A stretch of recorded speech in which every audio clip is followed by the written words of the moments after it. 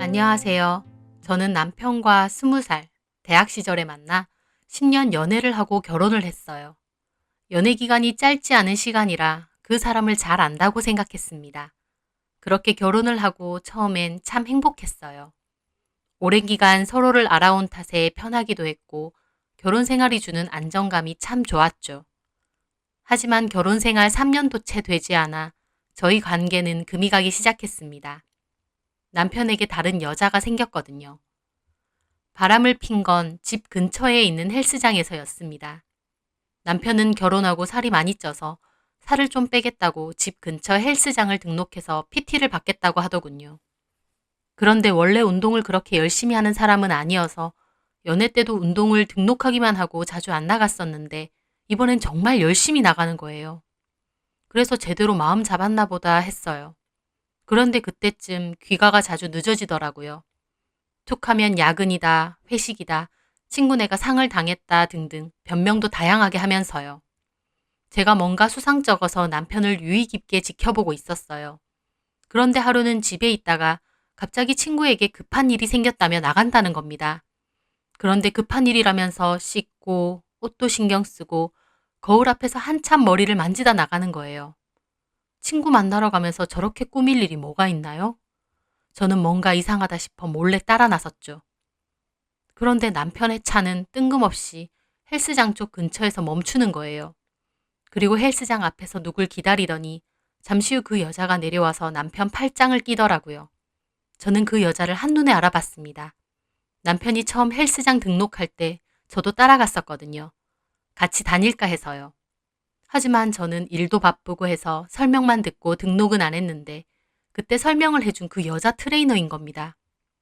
둘이 팔짱을 끼고 뭔가 얘기하다가 남편 차로 와 다정하게 같이 타고 가는데 저는 피가 거꾸로 솟는다는 말이 뭔 줄 알겠더라고요. 믿었던 남편이 바람을 핀다니, 나에게도 이런 일이 생기다니, 뭘 어쩔 줄을 모르겠더라고요. 집에 돌아온 저는 멍하게 한참을 있었어요. TV나 주변 얘기를 들었을 땐 남일인 줄만 알았는데 뭘 어떻게 대처해야 할지 몰랐죠. 그렇게 그날은 멍하게 저녁까지 있으니 남편이 늦게 돌아왔어요. 저는 친구한테 무슨 일이 있었냐고 시치미를 떼고 물어보니 남편은 별일 아니라며 얼버무리더군요. 당장이라도 따지고 싶었지만 증거도 없는데 남편이 잡아뗄 것 같아 일단은 모른 척했어요. 속에선 천불이 났지만요. 그리고 그 후 제 나름대로 증거를 찾으려고 했지만 쉽진 않더라고요. 그런데 그쯤에 몸도 피곤하고 배도 자꾸 아픈 거예요. 그러다 생리를 10일 넘게 안 했다는 걸 알게 됐습니다.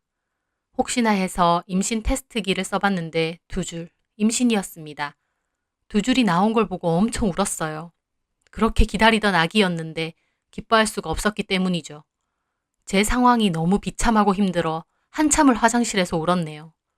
그렇게 그날 저녁 남편은 퇴근하자마자 또 운동을 간다며 신나서 가방 들고 나가려 하더군요. 저는 남편에게 말했습니다. 나 임신했어. 제 말에 남편은 나가려다 걸음을 멈췄습니다. 그 표정, 마냥 기쁜 표정이 아니었어요. 그렇겠죠. 신나서 바람피고 다니는데 와이프가 임신을 했다니. 정말? 임신 2줄 나왔어. 내일 병원 가봐야 하겠지만 임신 맞을 거야. 잘 됐다. 진짜 잘 됐어. 하지만 남편의 얼굴은 말과 달랐습니다. 저는 그런 남편에게 말했죠. 나 다 알아. 뭘? 당신 헬스장 트레이너랑 바람난 거. 제 말에 남편 눈이 동그래지더군요. 뭔 소리를 하는 거야?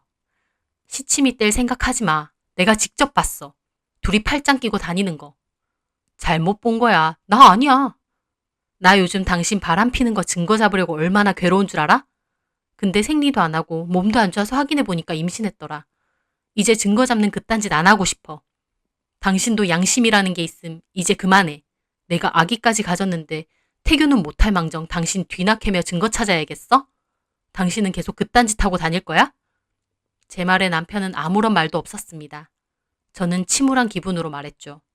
지금 그만둬. 그럼 나도 한 번은 모른 척 넘어가 줄게. 제 말에 남편은 한참이나 말이 없다가 알겠다고 미안하다고 했습니다. 그리고 남편은 운동을 더 이상 나가지 않았고 한동안은 별다른 낌새가 없었어요. 저도 남편이 바람을 폈다는 게 생각할수록 화가 나고 분통이 터지지만 그래도 이쯤에서 그만뒀으니 됐다 싶었죠. 결혼 생활을 그렇게 깨고 싶지 않았거든요. 저만 참고 잊고 살면 된다고 생각했죠. 하지만 임신 8개월이 넘어가고 배는 만삭이 되었을 즈음이었어요. 그때쯤 남편의 행동이 또 이상하길래 하루는 자는 남편의 핸드폰을 뒤져봤죠. 그런데 기가 막혔습니다. 아직도 그 여자와 연락하고 있었던 거였죠. 저한테 처음 들켰을 때 한번 헤어지긴 한 것 같더라고요. 남편이 와이프가 다 알았다며 이제 연락하지 말자고 했고 그 여자도 알겠다고 했습니다. 그래놓고 2달 전에 다시 그 여자가 오빠 보고 싶다고 연락을 했고 저희 남편은 좋다쿠나 답장을 했더라고요. 네 생각 많이 했다며. 서로 보고 싶니 그립니 아주 연병을 떨었더군요. 그리고 최근에는 만나기도 자주 만난 것 같았습니다. 한번 들키고 나니 더 교묘하게 만난 것 같더라고요. 저는 그걸 보는 순간 배가 땡기고 속에서 또 천불이 올라왔습니다. 저는 자고 있는 남편을 흔들어 깨웠어요. 그리고 남편에게 폰을 들이밀었죠. 이게 어떻게 된 거야? 아직도 만나고 있네? 남편은 깜짝 놀라더니 오히려 자기가 더 화를 내는 겁니다. 남의 폰을 왜 훔쳐봐? 너 지금 그게 할 소리니? 한 번 봐줬는데 또 바람 피우다 걸렸으면서 폰을 왜 보냐고? 너 진짜 왜 이래? 제 말에 남편은 가만히 생각하더니 말하더군요. 내가 죽일 놈이야. 당신이 하자는 대로 할게. 이혼하자면 이혼할게. 웃기는 소리였습니다. 제가 하자는 대로가 아니라 남편 본인이 이혼하고 싶은 거였습니다. 너 나랑 이혼하고 인연이랑 살고 싶구나? 이미 들킨 마당에 뭘 더 얘기해. 우리 관계는 이제 끝난 거 아니야? 너 진짜 뻔뻔하다. 뱃속의 아기는? 아기는 생각 안 해? 아, 아기 얘기 좀 그만해. 그래서 처음에 헤어졌었잖아. 근데 자꾸 생각나는 걸 어떡해? 보고 싶고 마음이 마음대로 되냐고. 저는 그 말에 뒷목 잡고 쓰러질 뻔했습니다. 바람핀 주제에 이렇게 뻔뻔하게 나온다니요. 이혼하고 싶어서 아예 막 나가는 거였죠. 그날 저는 남편과 한바탕 싸웠고 다음날 너무 마음이 힘들어 남편에겐 바람 좀 쐬고 온다는 카톡 하나 남기고 인근의 바다로 갔습니다. 남편은 걱정도 안 되는지 연락 하나 없더군요. 저는 바다를 보며 만삭인 배를 잡고 엉엉 울었습니다. 내가 어쩌다 이렇게 됐나 싶더라고요. 분명 우리 행복했는데 지난 시간은 남편에게 뭐였나 싶기도 하고요. 그렇게 괴로운 하루를 보내고 다음날 집으로 돌아왔는데 저는 거기서 또 무너졌습니다. 남편이 자기 짐을 다 챙겨서 집을 나가버렸더라고요. 저는 남편에게 전화를 걸었습니다. 아예 집 나갔어? 당신이 먼저 나갔잖아. 나는 하루 바람 쐬고 온다고 했잖아. 어쨌든 당신도 나갔잖아. 그래서 좋다쿠나 짐 싸서 그년한테 간 거야? 지영아, 우리 사이 이미 끝났어. 미안하지만 나도 이제 너한테 마음 없다. 우리 그만하자. 서로 정도 없는데 붙잡고 살아서 뭐하니? 남편은 대놓고 저에게 이혼을 요구했습니다. 그럼 우리 아기는? 네가 잘 키워줄 거라 믿어. 양육비는 보낼게. 남편은 그렇게 말하고 전화를 끊었습니다. 연애할 동안 그리고 결혼해서 살 동안도 남편이 이 정도로 쓰레기 인간인지 몰랐습니다. 저는 그날 쓰러질 정도로 울었어요. 이대로 뱃속에 아이랑 나랑 죽겠다 싶을 정도로요. 울면서 생각한 건 뱃속의 아기가 너무 가엾다는 거였어요. 어떻게든 남편의 마음을 되돌리고 싶었죠. 그래서 계속 연락을 했습니다. 하지만 남편은 전화도 받지 않고 제가 보낸 카톡이며 문자에 아무런 답장이 없더군요. 저는 오기가 생겨 정말 계속 연락을 해댔어요. 그렇게 3일이 지났을 무렵 밤에 갑자기 카톡이 울리는 거예요. 저는 반실성한 상태로 허겁지겁 폰을 확인했는데 웬 사진을 잔뜩 보낸 겁니다. 그걸 보고 저는 그대로 자리에 주저앉았어요. 남편은 자고 있고 그 상간녀가 옆에서 누워서 찍은 사진을 잔뜩 보냈더라고요. 저는 벌벌 떨리는 손으로 이게 무슨 짓이냐고 카톡을 보냈어요. 그랬더니 그 여자가 보낸 답장이 아줌마, 자꾸 이렇게 연락하지 마세요. 도대체 전화를 몇 통이나 하는 거예요? 진짜 사람 질리게 좀 하지 마세요. 이렇게 온 겁니다. 저는 정말 내 눈앞에 이것들이 있으면 다 죽여버리고 싶을 정도로 분노가 치밀었습니다. 그래서 막 욕을 써서 보냈는데 더 이상 읽지 않더군요. 저는 다음 날 그 헬스장에 찾아갔어요. 그 여자를 직접 만나려고요. 만삭인 여자가 배를 부여잡고 헬스장에 들어서니 사람들은 다 쳐다봤죠. 딱 봐도 운동하려고 온 사람은 아니니까요. 저는 데스크에 박신혜, 그 여자 만나러 왔다고 그러니까 직원 하나가 상담실에 가 있으래요. 거기 앉아 있으니 그 여자가 들어오더군요. 몸에 쫙 달라붙는 운동복 차림에 기다란 속눈썹까지 붙인 그 여자가 제 앞에 앉았습니다. 생각 같아서 머리끄덩이라도 잡고 싶었는데 뱃속에 아이가 걱정되어 그럴 수는 없었습니다.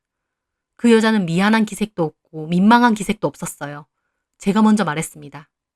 너, 나 누군 줄 알지? 영우 오빠 와이프 아니에요? 그래. 그런데요? 영우 오빠 직장으로 가지 여길 왜 왔어요? 뻔뻔함이 정말 장난 아니었습니다.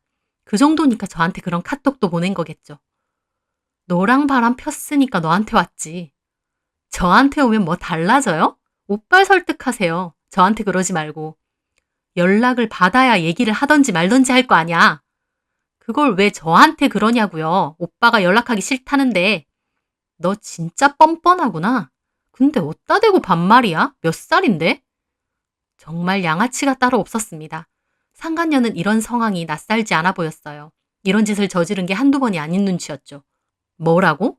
남의 남편이랑 바람 펴놓고 넌 뭐가 이렇게 당당하고 뻔뻔하니? 제 말에 그 여자는 한숨을 푹 내쉬더니 오히려 저한테 충고를 하더라고요.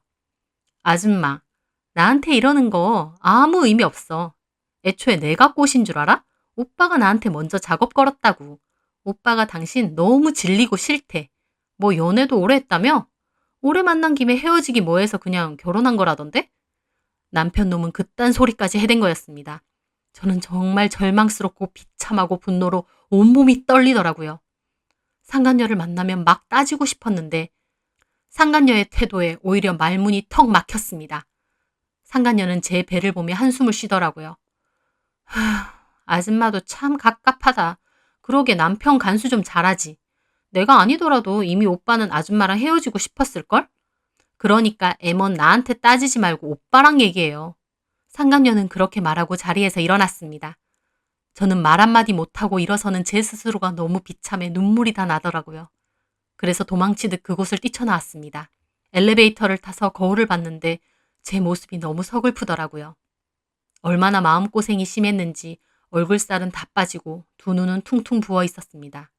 게다가 스트레스를 너무 받아서인지 배에 통증까지 오더라고요. 저는 엉엉 울며 집으로 돌아와 실신 직전까지 울고 끼니도 거른 채 다음 날도 내내 누워 있었습니다. 남편에 대한 배신감과 막막함, 내가 왜 이런 일을 당해야 하나 그 생각만 계속했던 것 같아요.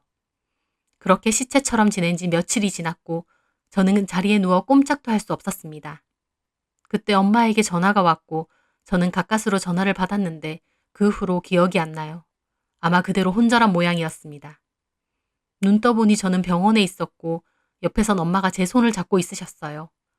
제가 전화에 대고 아무 말도 안 해서 걱정이 돼서 와봤는데 저는 다 죽어가는 꼴로 기절해 있고 양서방은 전화도 안 받는다며 응급실로 와보니 제가 영양실조래요. 엄마는 우시면서 이게 무슨 일이냐고 그러시는 거예요. 저도 울면서 엄마에게 그간의 일을 얘기했고 엄마도 너무 화가 나 한숨을 푹푹 내쉬며 눈물을 흘리시더라고요. 그러면서 저한테 너는 그런 걸 왜 혼자 참았어? 엄마한테 다 얘기하지. 네가 혼자 얼마나 힘들었을 거야. 엄마 걱정할까 봐 말 못했어. 엄마 걱정하는 게 문제야? 네가 죽게 생겼는데 이 바보야? 엄마한테 다 얘기했어야지. 저는 그날 응급실에서 엄마랑 껴안고 얼마나 울었는지 몰라요. 엄마한테 부끄럽고 죄송하고 제 상황이 너무 비참했습니다. 그렇게 저는 퇴원 후 친정으로 가게 되었습니다. 엄마 아빠는 저에게 이혼하고 이제 친정에서 지내라고 하시더라고요. 아기는 엄마도 함께 키워줄 테니 그딴 놈 잊으라고. 출산하고 저보고 원래 하던 일 계속 하라고 하셨어요. 몸이 바빠야 정신적으로도 괜찮아진다면서요. 저도 바닥까지 찍어보니 그제야 정신이 들더라고요. 맘 떠난 남편 놈 뭐하러 돌아오게 만들려고 애걸복걸했나 싶고요. 저는 부모님의 말씀대로 하기로 했습니다. 남편에겐 이혼 소장을 날렸고 그 여자에게도 상간 소장을 날렸어요. 남편은 그제야 연락이 오더라고요. 이혼은 알겠는데 상간 소송은 취소하라고요. 웃기는 소리였습니다. 저는 둘 다 취소할 생각 없다고 하고 앞으로 변호사 통해서만 연락하라고 했습니다. 그렇게 법적인 다툼 중간에 저는 아이를 출산하게 되었고 그 후로 몇 개월간의 다툼 끝에 결국 이혼과 상간소송 승소를 하게 되었습니다. 그 여자가 멍청하게 저한테 보낸 사진과 카톡이 있어서 증거는 충분했죠. 이혼이 마무리되고 아이가 돌이 될 무렵부터 아이는 어린이집에서 보내고 오후에는 엄마가 봐주시면서 저는 다시 제 일을 시작했습니다. 제 원래 직업은 제가 제빵사예요. 특히 제가 쪽으로 일을 많이 했었는데 그 경험으로 디저트 카페를 오픈하게 되었죠. 아이는 건강하고 예쁘게 잘 자라주었고 저도 재밌게 제 일을 하고 잘 지냈습니다. 다행히 장사도 잘 되고 디저트가 맛있다고 단골이 된 손님도 많으셨어요. 그 중에 한 손님은 나이가 좀 있으신 사모님이셨어요. 저희 가게에 오면 쇼케이스에 있는 디저트류를 천천히 고르시고 커피와 함께 창가 자리에 앉아 책을 읽다가 가시곤 했어요. 워낙 행동이나 말투가 우아하고 옷차림도 고급스러워 보이는 데다 자주 오셔서 기억에 남았죠. 그래서 하루는 제가 쿠키 서비스를 드리면서 말을 걸었어요. 자주 오셔서 이거 서비스예요. 그러자 그 사모님은 활짝 웃으시더라고요. 어머, 고마워요. 잘 먹을게요. 자주 오시는데 제가 더 감사하죠. 나 같은 늙은이가 맨날 자리 차지하고 있어도 괜찮나 몰라. 어휴, 무슨 소리세요. 근데 여기 디저트가 너무 맛있어요. 여기 와서 커피 한잔 하는 게 요즘 내 낙이에요. 어머, 감사합니다. 그렇게 첫 대화를 시작으로 오실 때마다 이런저런 대화를 조금씩 나누게 되었습니다. 주로 손님이 덜한 한산한 시간에 오셨기 때문에 나중에는 손님이 없으면 종종 같이 앉아 얘기를 하게 될 정도로 친해졌습니다. 그러면서 알게 된 건 저희 동네에 건물 하나를 통으로 쓰는 크고 유명한 입시학원이 있는데 그 원장 사모님이라는 것과 예전에 사모님도 교단에서 일을 하셨다는 것이었죠. 지금은 퇴직하고 이렇게 여유롭게 시간을 보낸다면서요. 워낙 군것질이나 간식을 좋아하시는데 저희 가게 걸 먹어보고 반해서 이렇게 자주 오게 되었다고 하시더라고요. 사모님과는 나이 차이는 나지만 너무 편하게 잘해주셔서 친구처럼 친해지게 되었죠. 저는 이혼을 했고 그 후에 이 가게를 차리게 되었다는 얘기를 했습니다. 어떻게 이혼하게 된 것까진 말하지 않았어요. 사모님도 그냥 그렇냐고 하고 더 이상 묻지 않으셨고요. 그런데 그 후로 한 2주 정도 사모님이 오지 않으시더라고요. 혹시나 무슨 일이 생긴 건가 아니면 어디 아프신 건가 약간 걱정이 됐습니다. 그리고 그 후에 다시 오셨을 때 너무 반갑더라고요. 오랜만에 오셨네요. 내가 요즘 바빠서 통 시간이 안 나는 거예요. 그러셨구나. 저는 안 오셔서 혹시 어디 아프신 건 아닌가 걱정했어요. 한 사장은 마음 씀씀이가 참 착해. 나 어디 아팠던 건 아니고. 그러면 사모님은 웃으면서 말하시더라고요. 우리 아들 결혼하잖아요. 어머, 정말요? 응. 그래서 집 알아보러 다니고 며느리 될래랑 가구 알아보러 다니고 하느라고 좀 바빴어요. 어머나, 축하드려요. 아휴, 고마워요. 사모님은 아들 하나가 있는데 그 학원에서 강사로 일한다고 했습니다. 전에 사진을 한번 보여주셨는데 훤칠하고 잘생긴 데다 학교도 좋은 곳을 나왔더라고요. 본인의 아버지가 하는 학원을 물려받으려는 것 같았어요. 그리고 사모님은 저한테 그러시더라고요. 한 사장, 혹시 결혼식 답례품 같은 것도 제작해요? 답례품요? 우리 아들 결혼식에 온 사람들한테 주고 싶은데 내가 또 한 사장 걸로 대접하고 싶어서. 원래는 답례품을 하지 않지만 워낙 단골이시기도 하고 가까운 사이라 해드려야겠다고 생각이 들었어요. 제가 해드릴 수 있어요. 아, 그럼 잘 됐다. 우리 며느리가 당사자니까 며느리하고 얘기를 하는 게 어때요? 여기 근처에 산다고 하니까 여기 오라고 해야겠다. 네, 며느님도 소개시켜 주세요. 그렇게 사모님은 며느리를 불렀습니다. 저는 다른 손님이 오셔서 다시 일을 하고 있었는데 얼마 지나지 않아 그 며느리라는 분이 들어와서 사모님에게 가더라고요. 뒷모습을 보니 날씬한 긴 생머리의 여자였습니다. 그런데 사모님이 저를 불러서 다가갔다가 그 며느리라는 사람이 저를 돌아봤을 때 저는 들고 있던 컵을 떨어뜨릴 뻔했습니다. 그 여자였습니다. 저희 남편과 바람이 났던 그 헬스장 상간녀요. 제가 그 얼굴을 어떻게 잊겠어요. 저한테 보란듯이 보냈던 그 사진, 그리고 헬스장 3당실에서 저한테 남편 간수 잘하라며 비웃던 그 눈빛. 저한테는 악몽 같은 여자였는데요. 제가 알아본 것처럼 그 여자도 저를 알아봤습니다. 제 얼굴을 가만히 보더니 자기도 놀랐는지 눈이 동그래지면서 고개를 확 돌리더라고요. 저는 심장이 너무 뛰어서 일단 화장실로 달려갔습니다. 화장실에 있는데 가슴이 벌컥벌컥 뛰는 거예요. 아마 겨우 잊고 살았던 그때의 비참한 일들이 떠오르고 너무 화가 나 그랬던 것 같아요. 그리고 생각을 정리했죠. 저 여자가 사모님 며느리 될 사람이라고? 저는 기가 막히더군요. 가정 있는 남자랑 만난 것도 모자라 만삭인 저를 조롱하고 비웃던 그 막대 먹은 여자가 저 우아하고 품위 있는 사모님의 며느리가 된다니요. 아마 사모님은 아무것도 모르는 것 같았습니다. 저는 머릿속이 복잡하더군요. 가서 바로 다 터뜨릴 건지 아니면 사모님에게 따로 얘기를 해야 하는 건지 모르겠더라고요. 저는 일단은 겨우 마음을 추스리고 화장실에서 나와 사모님에게 갔습니다. 사모님은 제가 갑자기 사색이 되어 화장실로 뛰어갔다 보니 걱정스러운 얼굴이더군요. 왜 그래요, 한 사장? 어디 아파요? 죄송해요, 사모님. 갑자기 속이 좀 안 좋아서. 체한 건가? 아니에요. 이제 괜찮아요. 저는 그렇게 말하며 그 여자를 봤습니다. 그 여자도 얼굴이 하얗게 질려 고개를 돌리고 있더군요. 안녕하세요. 저는 그 여자를 보며 인사했어요. 그 여자는 제 눈도 못 마주치고 인사하더라고요. 안녕하세요.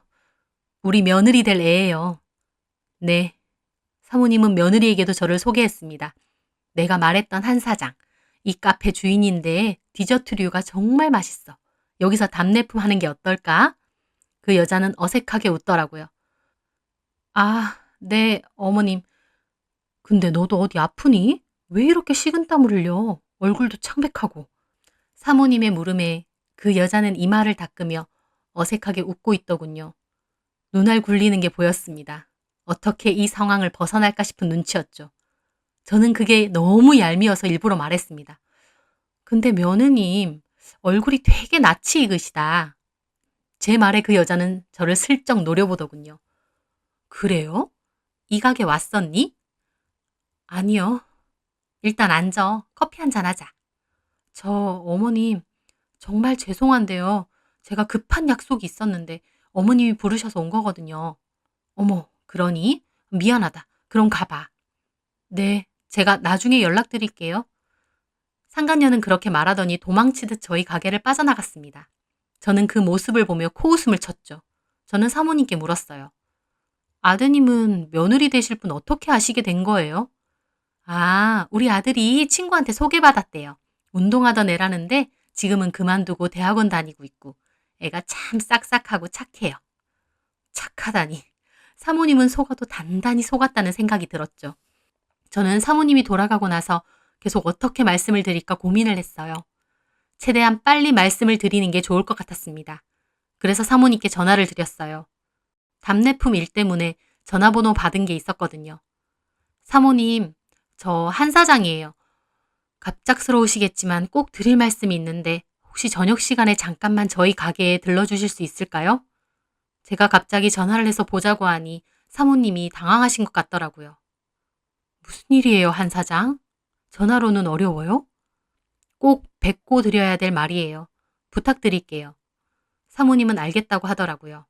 사실 개인적으로 대화를 하더라도 그냥 카페 사장과 손님 관계일 뿐인데 사모님 입장에선 황당하실 수도 있을 것 같았어요.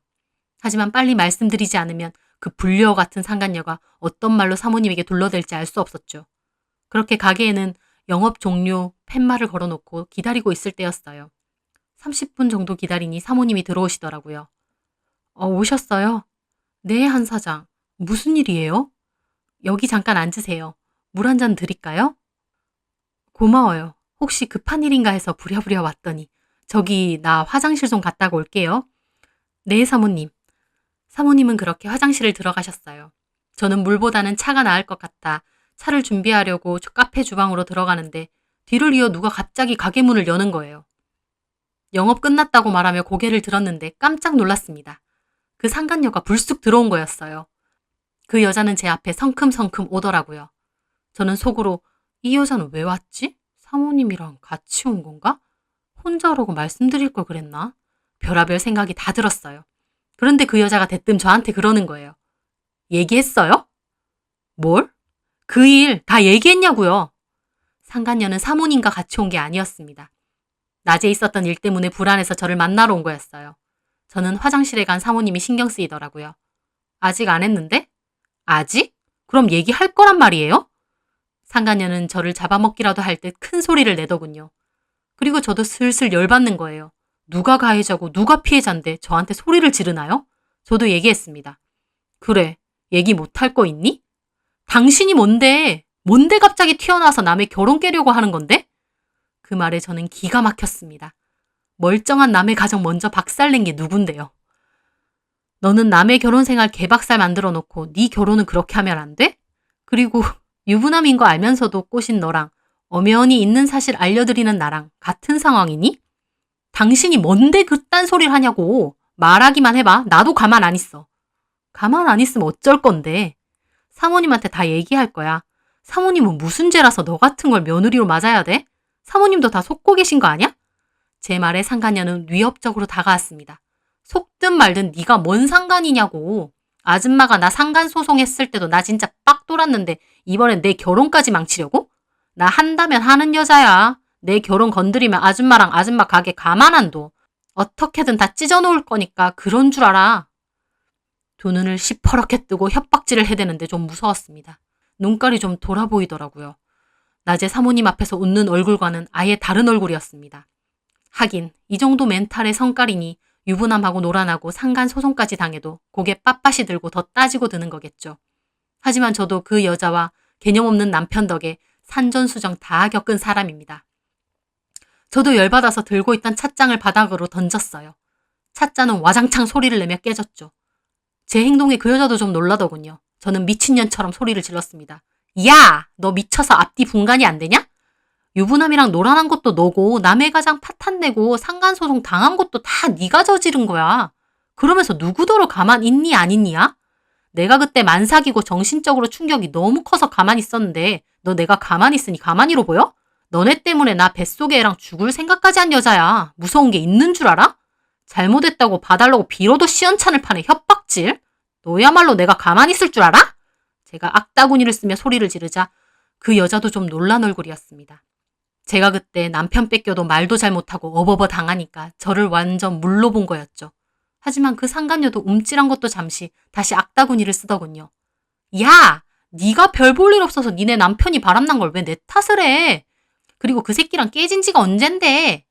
그 별 볼 일 없는 새끼 때문에 내가 소송까지 당한 거 생각하면 너나 네 남편 놈이나 지긋지긋해 아주. 하지만 하이라이트는 그 후였습니다. 화장실에 있던 사모님이 벌컥 나왔거든요. 사모님의 얼굴은 시뻘개져 있었습니다. 안에서 다 들으신 거겠죠. 상간녀는 무슨 저승사자로도 본영 얼굴이 새하얗게 질리더군요. 어머님? 뭐? 어머님? 그러더니 벼랑간 사모님이 상간녀에게 가서 뺨을 내려치는 거예요. 저는 깜짝 놀랐어요. 우아하고 고상해만 보이셨는데 그 상간녀 뺨에 불꽃슛을 날리시더군요. 그 상간녀는 그 바람에 바닥으로 자빠졌습니다. 유부남하고 바람에 살림까지 차리고 상간 소속까지 당했다면서 너 우리 아들이랑 결혼하려고 했니? 어머님 그게 아니라요. 상간녀가 사모님 다리를 잡으려고 했는데 사모님이 확 다리를 빼시더라고요. 더러운 선 치워. 이게 어디 남의 아들 인생 말아먹으려고. 어머님 아니에요. 저 여자가 다 지어낸 거예요. 말도 안 되는 소리 하지 마. 안에서 다 들었어. 한 사장이 왜 그런 말을 지어내? 너 정말 뻔뻔하구나. 방금 전까지도 나한테 다 얘기할 거라고 악을 써대더니 어디서 시침이야? 너 진짜 무섭다? 사모님은 화가 나서 주먹을 부들부들 떠시더군요. 저는 그 상간녀가 사모님에게 잘못했다며 비는 꼴을 보며 속이 다 시원했습니다. 한편으론 사모님이 너무 흥분하셔서 저러다 쓰러지시는 거 아닌가 싶어 걱정이 되더군요. 어디서 이런 막대 먹은 게 유부남이랑 놀아난 주제에 뭐 잘했다고 한 사장한테 삿대질하며 더 따져대고 협박질이야? 너 진짜 무서운 애구나? 나 너 이런 애인 줄 몰랐다? 상간녀는 아무 소리 안 하더군요. 다 끝났다는 얼굴이었습니다. 당장 우리 아들하고 헤어져. 어디서 이런 쓰레기만도 못한 게. 사모님의 말에 갑자기 그 상간녀가 벌떡 일어나더군요. 그러더니 고개 빳빳이 들고는 상우 씨한테 직접 말하세요. 상우 씨가 이 말 믿을 것 같아요? 이제 사모님한테까지 따지는 겁니다. 사모님은 정말 뒷목이라도 잡을 기세더군요. 상간녀는 저와 사모님을 노려보더니 밖으로 나가버렸습니다. 사모님이 쓰러질 것 같아 제가 겨우 부축을 하고 물을 드렸어요. 사모님은 너무 놀랐는지 손발을 막 떠시더군요. 그렇게 시간이 좀 지나고 겨우 진정한 사모님이 저에게 묻더군요. 오늘 보자고 한 게 그럼. 네, 사모님. 오늘 아침에 가게에 들어오는 저 여자를 보고 깜짝 놀랐어요. 모른 척하면 안 되겠다 싶어 사모님께 말씀드리려고 했는데 갑자기 지 발로 찾아왔네요. 세상에 이게 무슨 일인지 제 그런 애일 줄 상상도 못했어요. 얼마나 착하고 나긋나긋했는데 솔직히 조건도 그렇고 내 성에 안 차도 애가 착하고 아들이 너무 좋아해서 며느리로 받아들인 건데 저런 애일 줄은. 많이 놀라셨죠? 지금은 이게 무슨 일인가 싶고 머리가 어지럽네요. 죄송해요. 한 사장이 뭐가 죄송해요. 한 사장은 피해자인데 오히려 고마워요. 나한테 얘기 안 해줬음 저런 거 꿈에도 상상 못했을 거예요. 저는 사모님이 사실을 다 알게 된 게 속이 다 시원하면서도 한편으론 너무 큰 충격을 받으신 것 같아 걱정이 되더군요. 사모님은 걱정 말라며 좀 이따 자리를 떠났습니다. 그렇게 한동안은 가게에 오시지 않았어요. 그러다 갑자기 저한테 연락이 와서 아들이 그 여시한테 무슨 소리를 들었는지 내 말을 믿지 않는다며 혹시 증거 가진 거 있냐고 하시는 거예요. 그래서 당장 상간소송 판결문하고 그때 그 여자가 저한테 보내준 사진과 카톡 캡처도 같이 보내드렸죠. 그리고 나서 또 한 달여간 사모님은 별다른 연락도 없고 찾아오지 않으셨어요. 저도 한편으론 잘 해결이 된 건가 걱정이 되더라고요. 그리고 한 달이 지났을 무렵 사모님이 저희 가게로 오셨어요. 사모님은 그간 있었던 일을 얘기해 주시더군요. 사모님 말론 그 여자가 아들한테 어머님이 자기 맘에 안 들어서 거짓말을 하는 거다. 그런 식으로 얘기를 했대요. 아들은 그 여자한테 푹 빠진 상태라 오히려 사모님한테 엄마 왜 그러냐고 따졌고 사모님은 억울해하다가 저한테 받은 증거를 다 보여줬다고 해요. 아들도 충격받고 집안이 발칵 뒤집어졌다고 하네요. 그 여자는 그 후로 잠수를 탔고 아들은 한동안 힘들어하다가 지금은 조금 마음을 잡았다고 하네요. 집안 꼴이 난리도 아니었다면서 고개를 저으시더라고요. 그러면서 제 손을 잡으시는 거예요. 한 사장, 알려줘서 정말 고마워요. 이렇게 한바탕 하고 끝내는 게 낫지. 그런 영악하고 무서운 애를 며느리로 들였으면 어쩔 뻔했어요. 생각만 해도 다 아찔하네. 다행이에요, 사모님. 그래도 다 해결돼서. 내가 그때 화장실에서 얘기를 듣는데 얼마나 기가 막히던지. 마음고생 정말 심했겠어요. 그때 정말 힘들었어요. 근데 지나고 보니 저희 남편 언젠가는 저 배신할 사람이었더라고요. 그 여자가 아니더라도요. 그때 그렇게라도 인연을 끄는 게 차라리 다행이다 싶었어요. 그래요. 나도 이번 일 겪으니까 차라리 한번 호되게 겪어도 옳지 못한 인연은 이렇게 끝내는 게 나중을 위해서 좋더라고. 저는 사모님과 그렇게 이런저런 얘기를 나누었습니다. 그 후로 사모님은 전처럼 한 번씩 오셔서 커피도 드시고 디저트도 사가셨어요. 저와는 사장과 손님 이전에 어떤 친구 같은 관계가 돼서 가게 말고 밖에서도 한 번씩 뵙고 밥도 먹을 정도로 가까워졌죠. 이런저런 인생 얘기도 듣고 제 얘기도 하니 참 좋더라고요. 남편의 바람은 제 인생을 흔들 만큼 힘들고 큰 일이었는데 또 지나고 보니 다시 좋은 방향과 사람이 생기더라고요. 요즘은 제일 재밌게 하면서 아들 키우며 잘 지내고 있습니다. 제 사연 들으시는 분들도 좋은 일 가득하시길 바라겠습니다.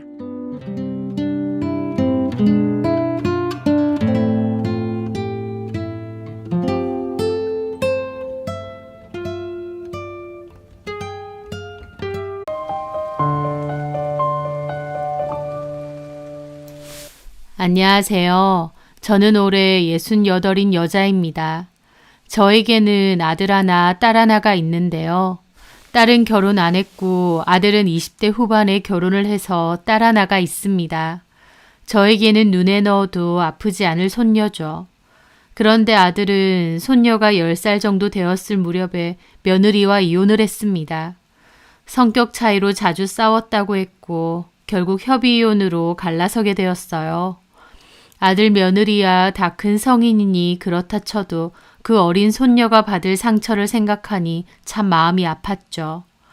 보통은 엄마가 양육권을 많이 가져가기도 하지만 전 며느리는 그러고 싶지 않다고 했습니다. 걸리는 것 없이 새 출발하겠다는 것이었죠. 손녀다 보니 엄마 손에서 크는 게 좋지 않을까 싶기도 했는데요. 애엄마 입에서 자식을 두고 걸리는 것 없이 라고 표현하며 새 출발하겠다는데 이제 남남이긴 하지만 참 끝까지 정 떨어진다 싶었죠. 제 입장에서도 귀한 손녀 그런 엄마 밑에서 눈칫밥 먹으면서 키우게 할 생각 없었습니다. 그래서 아들더러 시연이는 내가 돌봐줄 테니 당장 데리고 오라고 했죠. 그렇게 아들 내에는 갈라섰고 직장일 하는 아들 대신해서 손녀는 제가 많이 키웠습니다.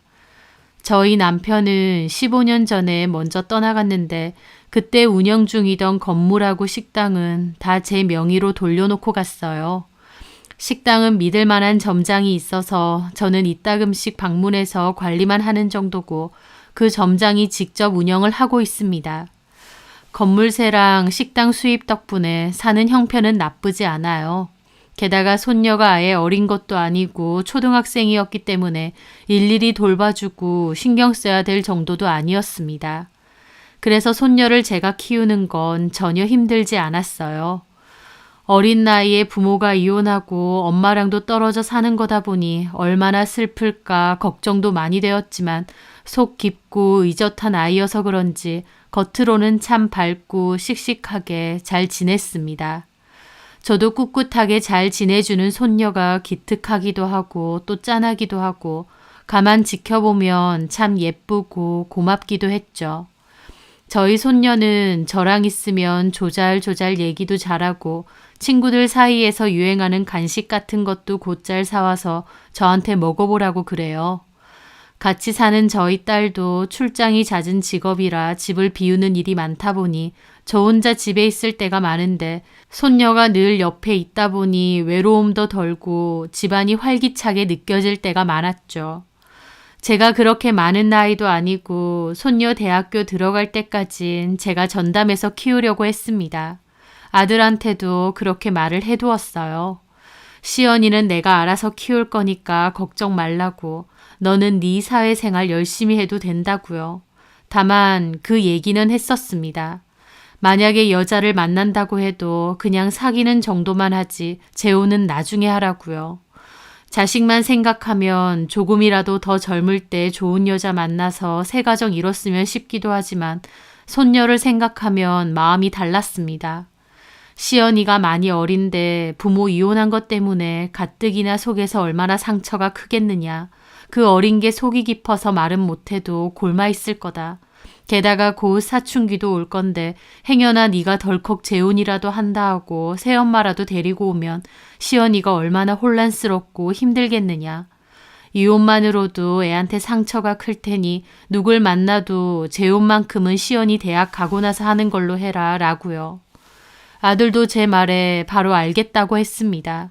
자기도 이혼한 애엄마 때문에 질려서 이제는 결혼하고 싶지도 않고 여자 만날 생각도 없답니다. 그렇게 아들과 얘기를 잘 끝냈고 별탈 없이 제가 시연이를 키운 지도 2년이 넘어갔을 무렵이었어요. 아들이 갑자기 뜬금없이 결혼하고 싶은 여자가 있다고 결혼을 하겠다고 하는 겁니다. 아니, 누구 만나고 있었어? 말 안 했잖아. 언제부터? 그렇게 오래는 안 됐고 한 8개월 정도? 아니, 근데 무슨 결혼을 한다는 거야? 서로 많이 좋아하고 가정도 이루고 싶고 우리 둘은 그런 얘기 많이 했거든요. 혹시 그 여자도 이혼녀야? 예, 맞아요. 그럼 자식은? 있어요. 아들 하나, 딸 하나. 뭐야? 저는 깜짝 놀랐죠. 결혼보다 더 어렵고 신중해야 되는 것이 재혼일 수밖에 없잖아요. 게다가 이미 각자 자식들까지 있는 입장이고 그런데 만난 지 1년도 안 돼서 덜컥 결혼까지 한다고 하니 제 입장에선 아들이지만 이해가 안 됐죠. 아니, 뭐가 그렇게 급해서 덜컥 결혼을 한다는 거야. 1년도 안 만났는데. 뭐 얼마나 만난 게 중요한가? 내가 살아보니까 엄마 그런 거 안 중요해요. 그렇게 치면 시연이 엄마랑은 저 5년 동안 연애했어요. 근데도 결혼하고 줄창 싸우다가 결국 이혼했잖아요. 진짜 인연이면 얼마 안 만나도 잘 살 수 있는 거죠 뭐. 오래 사귀고 안 사귀고가 그렇게 중요한가? 너는 이거 그냥 결혼이 아니라 재혼 아니야. 심지어 애까지 각자 딸렸다는데 그렇게 마음 가는 대로 쉽게 결정할 문제야? 너네 둘만 있으면 너 알아서 하라고 하겠다. 근데 그게 아니잖아. 너도 시연이가 있고 그 여자도 자식이 둘이나 있다며. 좋은 여자예요. 시연이한테도 친엄마보다 더 잘할 수 있는 여자고. 그걸 어떻게 알아? 그쪽은 왜 이혼했는데? 전 남편이 완전 나쁜 놈이었지 뭐. 바람 피고 돈도 제대로 안 갖다 줬다나? 애들은 몇 살이길래 시연이랑 비슷해? 큰아들은 시연이보다 3살 많고 딸은 시연이보다 2살 많대요. 그럼 애들도 어리네. 그렇죠. 미진이가 저보다 1살 어리니까. 그 만난다는 여자 이름이 미진이야? 예. 참나. 엄마 왜 그러세요? 그럼 한창 젊은 아들이 독수공방으로 늙어 죽길 바라세요? 뭔 독수공방이야. 시연이가 있는데. 자식하고 마누라는 다르죠. 너 내가 예전에 뭐라고 했어? 여자 만나는 건 좋은데 재혼만큼은 시연이 대학생 되고 하라고 그랬잖아. 근데 2년도 못 지킬 약속을 왜 해?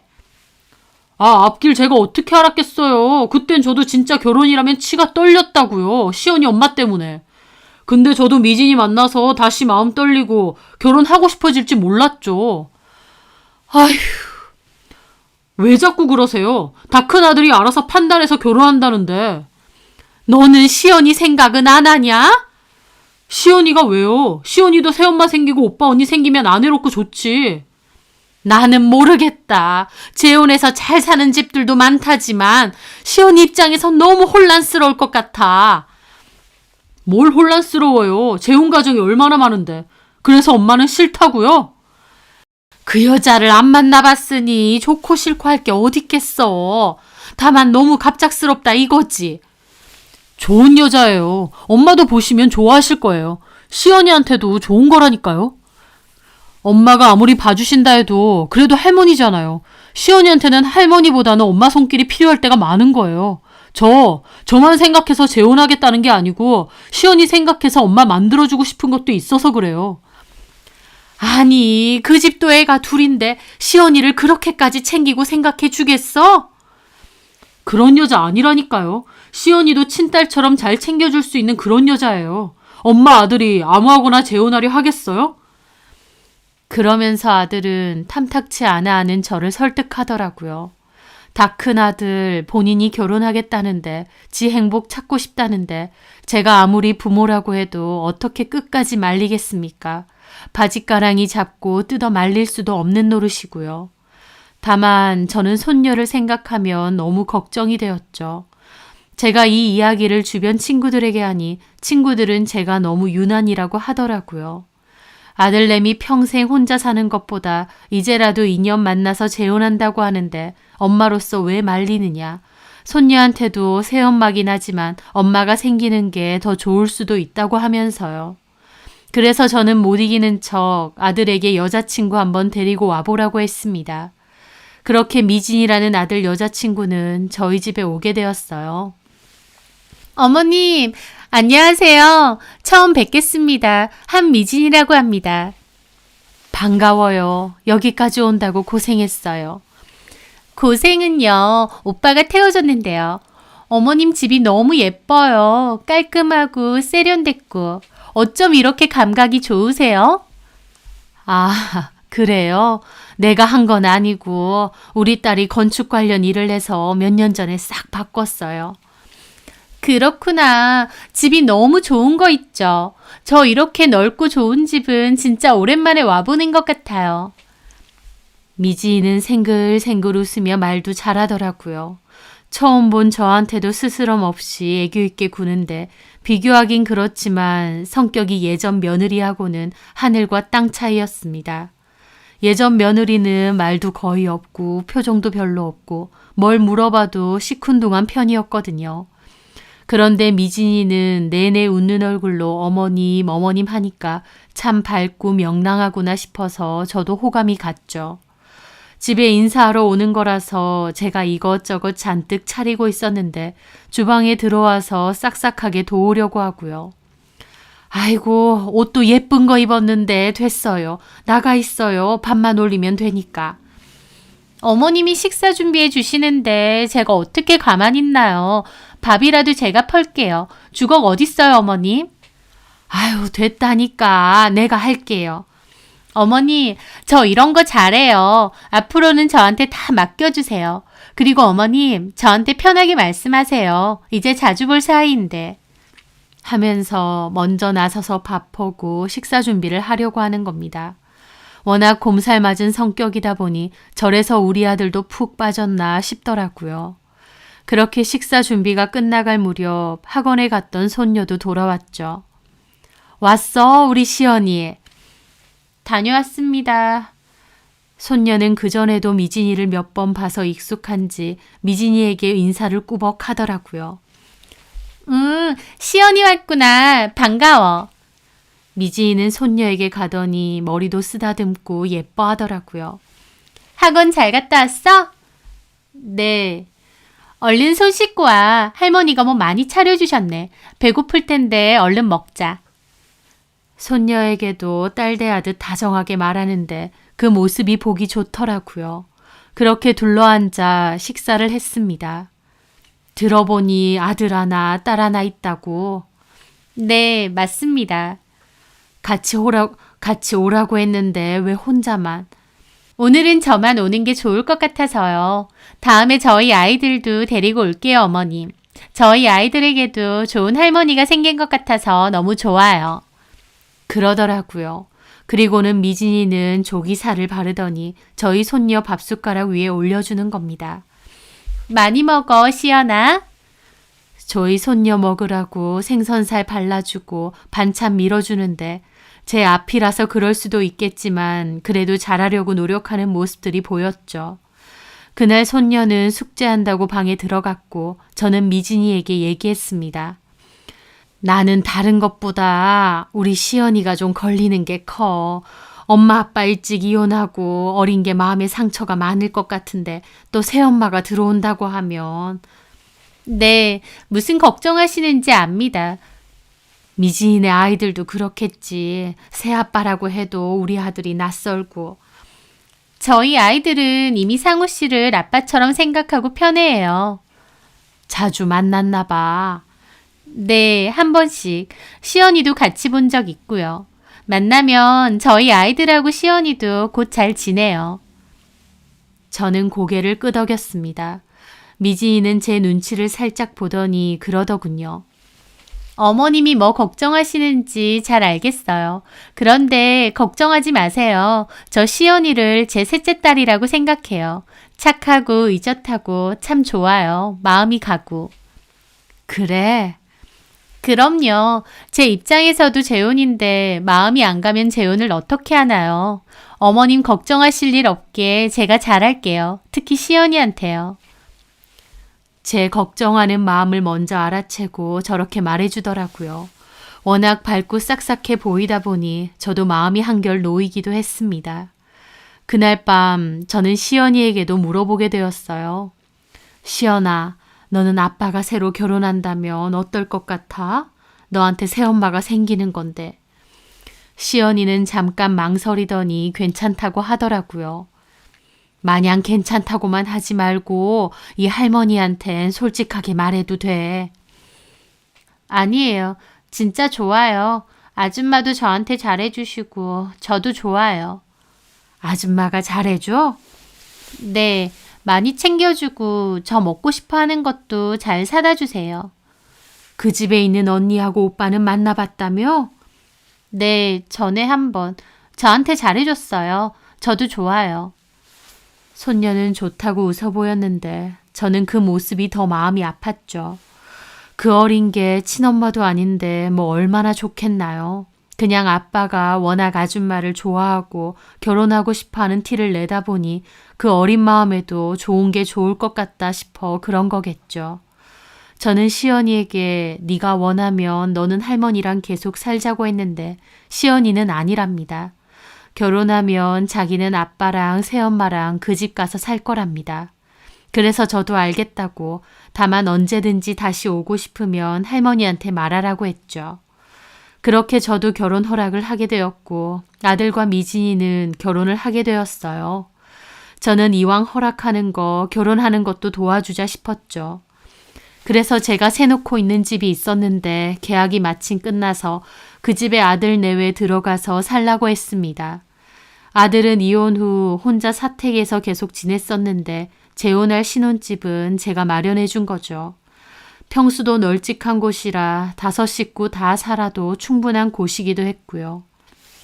그렇게 결혼을 하고 난 뒤 한 6개월까지는 저희 집에도 종종 놀러 왔어요. 시연이도 얼굴이 밝았고 잘 지내는 것처럼 보였습니다. 며느리가 시연이에게도 잘하는 게 보이다 보니 반대했던 게 미안하기도 했죠. 그렇게 6개월 정도 지나고부터는 각자 사는 게 바쁘니 저희 집에는 이전처럼 자주는 않았어요. 애들도 학교 다니느라 바쁘다 보니 이해했고 모두 잘 지내는 것 같아서 다행이라고 생각했습니다.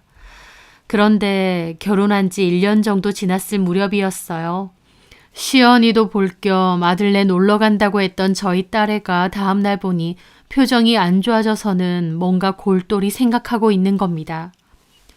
무슨 고민을 그렇게 해? 엄마, 나 어제 오빠네 갔다 왔잖아. 근데 아무래도 시연이가 왜? 아니, 요즘 날씨 많이 춥잖아. 내가 시연이한테 간식 사준다고 나가자고 했거든. 근데 애가 옷을 꺼내는데 이 추운 날씨에 패딩도 아니고 뽀글이 하나 입는 거야. 그것도 너무 낡고 큰 걸로. 뽀글이? 그 점퍼 같은 거? 그래서 시연아, 그거 말고 추우니까 패딩 입고 가자 그랬는데 패딩이 없대. 그것만 입고 다닌대. 뭐? 옷이 없어? 너무 어이가 없는 거야. 오빠 내가 돈이 없는 것도 아니고 애 옷이 그게 뭐냐고. 한겨울에. 근데 더 어이없는 건 가만 보니 새언니네 애들 있잖아. 엄청 비싼 패딩을 입고 있는 거야. 그게 하나에 얼마짜린데. 뭐야? 새언니 애들 입고 다니는 것도 부실했으면 요새 오빠네 사정이 안 좋은가 싶었을 텐데 걔네는 그 비싼 패딩 입고 시언니는 패딩 하나 없이 얇은 뽀글이 하나 입는 거 있지. 게다가 그 뽀글이도 산 것도 아니고 어디서 갖고 온 건지 사이즈도 시연이한테 너무 크고 해진 거야. 저는 딸의 말을 듣고 속이 철렁했습니다. 정말 시연이 옷이 그거밖에 없다고? 게다가 또 이상한 게 시연이 방에 수건 하나가 걸려 있는 거야. 무슨 수건? 만졌더니 신내도 나고 축축해. 그래서 내가 시연아 쓴 수건을 왜 여기 올려놨어? 그랬더니 계속 쓰는 거래. 자기 방에 놔두고. 저는 딸의 이야기를 들으며 깜짝 놀랐죠. 그게 뭔 소리야? 시연이만 따로 쓰는 수건이라는 거야. 다른 가족들은 화장실에 걸어놓은 수건 같이 쓰면서 시연이한테만 수건을 따로 준 거지. 그것도 제대로 안 빨아주니까 축축하고 냄새나고 이게 언제부터 있었던 건지도 모르겠더라고. 내가 너무 어이가 없어서 이 집에선 수건을 다 따로 쓰냐고 했더니 시연이 하는 소리가 자기만 따로 쓴대. 새엄마가 그렇게 하라고 했다면서. 뭐가 어째? 새언니가 우리 집 오면 시연이 잘 챙기잖아. 그래서 몰랐는데 어제 그 집 가보니까 애 표정도 안 좋고 새언니 눈치도 자꾸 보는 것 같고 애가 자꾸 말라가는 것 같기도 하고 뭔가 좀 이상해 엄마. 시연이 그 집에서 구박받는 거 아닐까? 저 그 말 듣고 피가 거꾸로 솟더라고요. 그래서 당장 그 집 가서 따지려고 하다가 일단 참았어요. 딸이 직접 느끼긴 했지만 앞뒤 사정을 정확히 모르니까 일단 아들을 불러다가 자초지종 물어봐야겠다 싶었죠. 그렇게 저는 아들에게 전화해서 퇴근하고 당장 집으로 오라고 했습니다. 며느리도 같이요. 애들 말고 니들만 오라고 했어요. 그렇게 퇴근 때쯤 아들과 며느리가 집으로 왔죠. 어머님, 저희 왔어요. 무슨 일이세요? 저는 아들과 며느리를 앉아보라고 했습니다. 어제 상희가 시연이도 볼 겸 너네 집 갔지? 네, 맞아요. 아가씨 오셨죠. 저 그 말에 봉투 하나 꺼내서 앞에 줬습니다. 이게 뭐예요? 돈이지 뭐긴 뭐야. 시연이가 이 날씨에 패딩 하나가 없이 다닌다던데 애 패딩 하나 사줄 돈이 없어서 그런가 해서 내가 돈 넣어놨다. 당장 가서 사줘라. 제가 그렇게 말하자 며느리가 눈을 동그랗게 뜨고 그러더라고요. 어머, 그게 무슨 말씀이세요, 어머님? 애가 낡고 해진 뽀글인가 뭔가 그거 하나 있었다던데. 며느리는 펄쩍 뛰더라고요.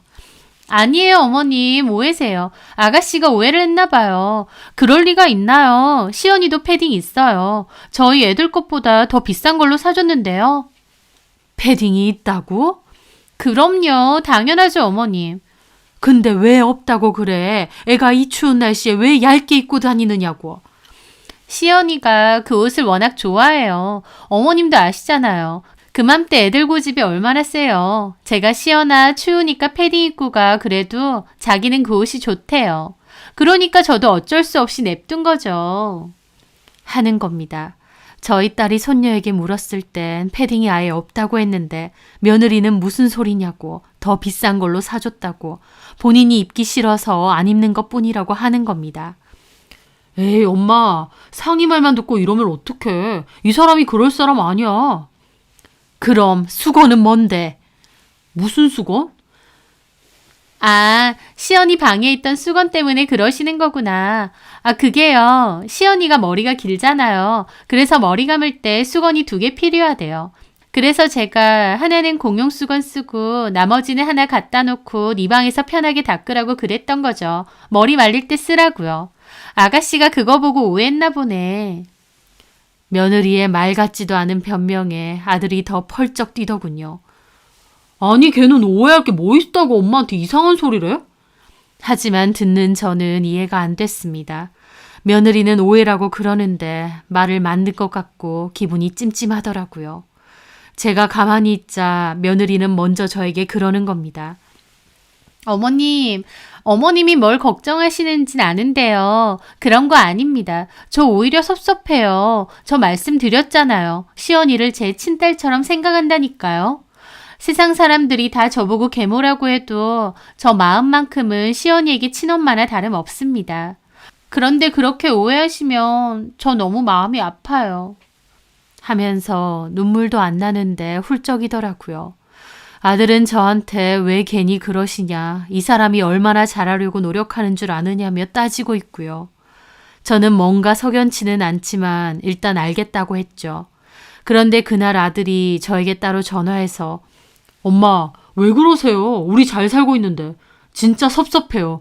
미지도 집에 가는 길에 울었어요. 뭘 울어? 내가 뭘 어쨌다고.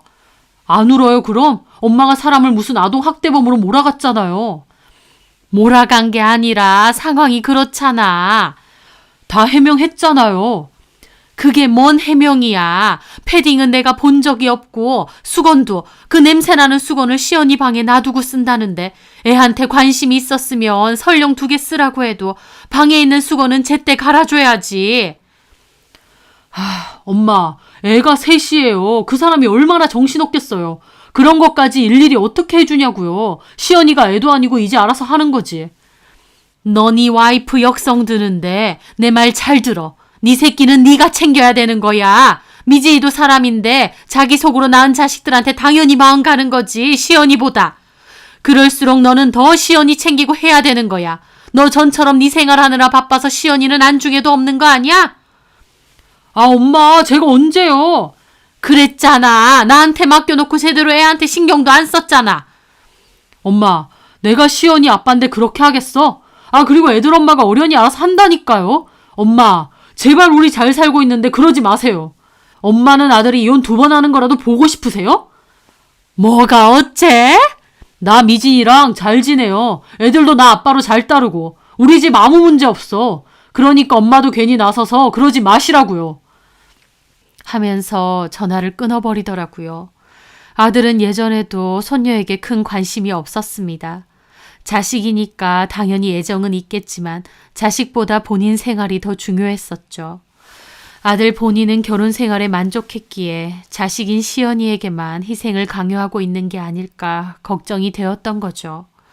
그런데 그 주말 오라고 한 적도 없는데 아들 네가 애들을 다 데리고 저희 집에 왔더군요. 일부러 저 보란 듯이 시연이에게 패딩을 입혀서요. 그런데 앞만 봐도 패딩이 너무 새 것 같은 겁니다. 제 얘기 듣고 새로 급하게 산 것 같은 느낌이었죠. 하지만 제 앞에서 역시나 시연이를 열심히 챙기고 저한테도 잘 보이려 하더라고요. 그런데도 할머니인 저는 느꼈습니다. 손녀의 표정이 별로 밝지 않고 새엄마의 눈치를 자꾸 본다는 것을요. 밥을 먹다가 손녀가 물을 조금 쏟았는데 흐르는 물을 닦기도 전에 며느리 눈치부터 슬쩍 보더라고요. 그것만 봐도 평소에 얼마나 눈칫밥을 먹었을까 싶은 겁니다. 저는 그 후 저희 딸에게 시연이 학교 갔다 오면 좀 데리고 집으로 오라고 했습니다. 그렇게 손녀가 집으로 왔고 밥 먹이고 일부러 살살 물어봤죠. 시연아, 할머니한테는 솔직하게 말해도 돼. 이 집의 제일 대장이 할머니야. 알지? 네. 새엄마가 혹시 갑자기 패딩 사주든? 제 말에 손녀가 제 눈치를 힐끗 보더라고요. 그러더니 아니요, 원래 있던 거요. 그러는 겁니다. 원래 있었어? 근데 고모 놀러 갔을 땐 왜 없다고 했어? 깜빡했어요. 패딩 있는 걸 깜빡했다고? 네. 손녀는 뭔가 할 말이 있는데 안 하는 것처럼 시무룩해져 있더라고요. 수건도 네가 머리가 길어서 새엄마가 2개 쓰라고 하나는 놔뒀다는데 그게 맞아? 네? 아, 네. 시연아, 할머니한테는 다 털어놔도 되는데 할머니는 시연이 편이잖아.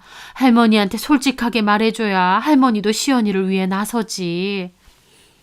아니요, 그런 거 없어요. 시연아, 예전처럼 할머니랑 같이 지낼래? 고모도 요즘은 시간 많아져서 자주 집에 있는데. 아니요, 저는 엄마 아빠랑 지낼게요. 손녀는 끝까지 아무것도 없다고 하더라고요. 그렇게까지 말하니 저도 더 물어볼 수가 없었죠. 뭔가 찜찜한 기분은 계속 드는데 손녀가 저렇게 말을 하니 저도 일단 입을 닫았죠. 저는 그렇게 딸에게 말했는데 저희 딸도 아무리 생각해도 뭔가 찜찜하답니다. 딸도 저랑 비슷한 생각이더라고요. 결국 딸이 시연이를 따로 불러내서 진지하게 얘기를 한다고 했답니다. 정말 아무 문제 없는 거면 괜찮은데 만에 하나 손녀가 그 집에서 구박받고 있는 거면 큰일이니까요. 그렇게 딸은 시연이를 데리고 갔는데 그날 표정이 굳은 채로 집에 오더라고요. 어떻게 됐냐니까 딸이 해주는 말이 가관이었습니다. 시연이도 처음에는 저한테 말했듯 고모한테도 아무 문제가 없다고 했다는데 고모가 애둘러서 자꾸 물어보고 하니까 결국 울면서 말을 했대요. 아빠는 회사 일 때문에 늦는 경우가 많은데 집에 있으면 시연이만 빼놓고 외식을 가거나 자기들끼리 뭘 시켜 먹는답니다. 그러면서 시연이한테는 배달 음식 시킨 거 조금 덜어서 방에서 먹으라고 준답니다. 나오지 말라 하고요. 자기들끼린 거실에서 하하호호 먹으면서요. 다 같이 둘러앉아서 밥 먹을 때도 똑같이 밥을 남겨도 시연이한테만 끝까지 다 먹으라고 이렇게 먹다 남기면 누구 보고 치우라는 거냐고 화를 낸답니다. 할머니나 아빠 앞에서는 그래도 괜찮은데 자기만 있으면 새엄마가 엄청 차갑고 무섭게 한대요. 그래서 준비물 살 돈이나 용돈이 필요하면 아빠한테 말하는데 아빠는 자꾸 새엄마한테 말하라고 하니 곤란했답니다. 그래서 제가 한 번씩 시연이한테 용돈을 주는데 그거 모아놓은 걸로 쓴 적도 많대요. 저희 손녀는 필요한 돈도 눈치 보여서 말을 못하는 거였죠. 옷도 안 사주고 지금 신고 다니는 운동화도 며느리 둘째 딸이 불편해서 안 신는다고 했던 걸 시연이더러 신으라고 줬답니다. 근데 그게 시연이한테는 좀 큰데도 그냥 신으라고 줬대요. 새 신발이나 다름없으니 겉보기에는 멀쩡해 보이는데 사실은 자기 딸 안 신는 걸 버리듯이 준 거였죠. 사이즈도 안 맞는 것을요. 저희 딸이 그날 얘기 듣고 보니 시연이에게는 너무 큰 운동화인데 자꾸 벗겨지려 하니까 운동화 끈을 엄청 세게 메어놨다는 겁니다. 게다가 그 패딩도 제가 한바탕 난리치니까 그 다음날 바로 백화점 데리고 가서 사주더래요. 그러면서 며느리가 시연이한테 그랬답니다. 할머니가 물어보면 예전에 산 거라고 하라 했다고요. 애한테 협박을 한 거죠. 왜 이런 얘기를 할머니에게 솔직하게 안 했냐 하니까 새 며느리가 시연이에게 잘 그랬대요. 네가 쓸데없는 소리에서 할머니가 화나면 너네 아빠는 또 이혼하게 될 거고 그러면 진짜 힘들어질 거다라고요. 너네 엄마랑 한 이혼도 너 때문에 한 건데 또 너 때문에 아빠 이혼하게 만들고 싶냐는 소리까지 했다는 거예요.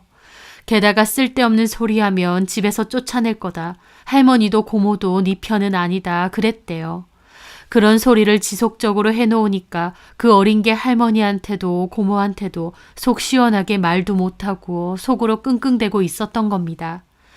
그 얘기를 듣는데 피가 거꾸로 솟더라고요. 설마 했는데 그래도 제 오해고 노파심이길 바랬는데 제 생각 이상으로 새며느리는 저희 손녀를 괴롭히고 방치하고 언어폭력으로 확대했던 거죠. 저는 저희 딸에게 당장 일어나라고 했습니다. 아들 집 찾아갈 거라고요. 저희 딸도 당장 시연이 데리고 올 거라고 가자고 하더라고요.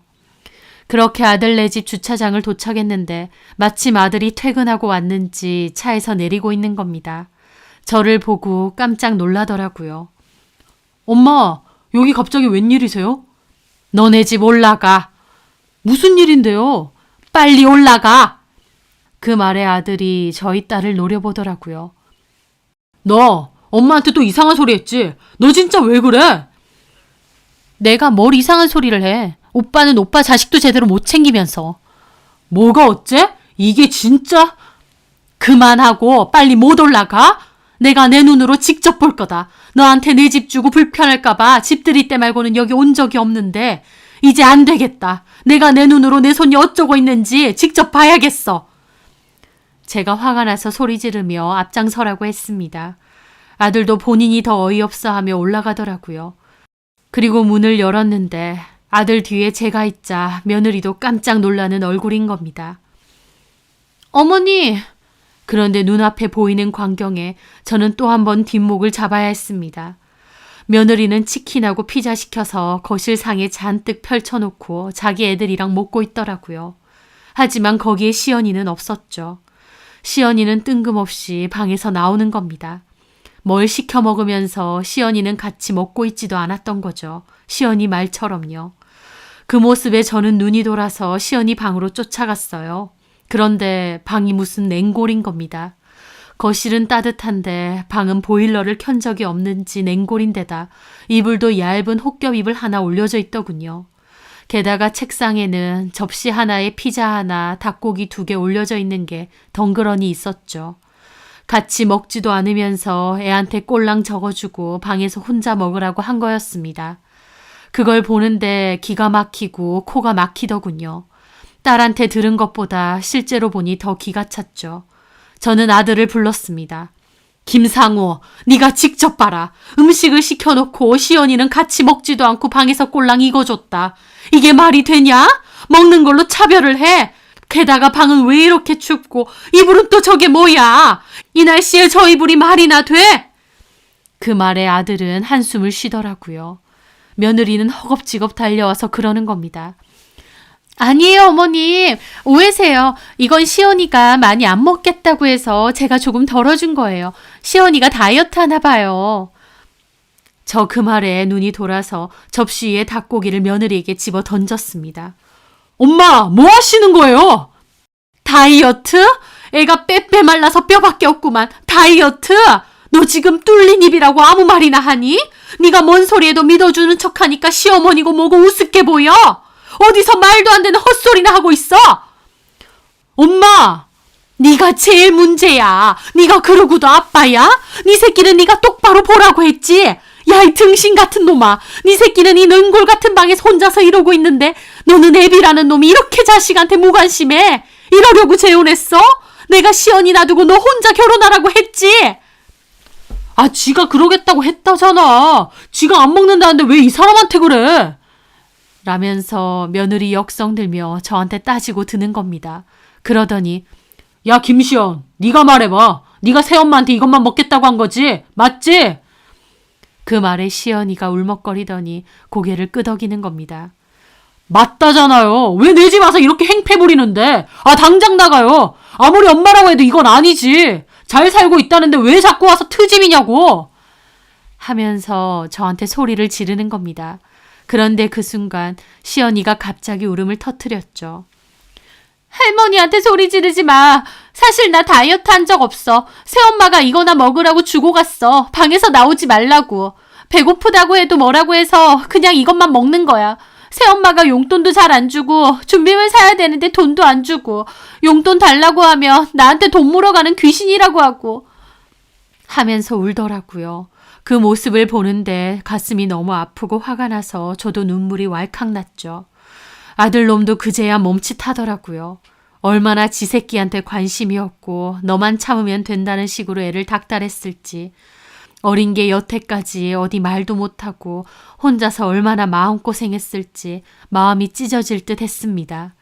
저는 시연이를 꼭 안아주었죠. 내 소중한 손녀가 여기서 눈칫밥 먹으며 외롭고 서럽게 살았을 생각을 하니 저도 자식이고 뭐고 더 이상은 못 참겠더라고요. 저는 딸에게 시연이 짐 대강 챙겨서 시연이 데리고 나가 있으라고 했습니다. 이제부터 시연이는 내가 키울 거다. 아, 엄마! 시끄러. 너는 아빠 자격도 없어. 어디 여자한테 미쳐가지고 자식은 밥을 굶든지 말든지 관심도 없이 내팽겨쳐.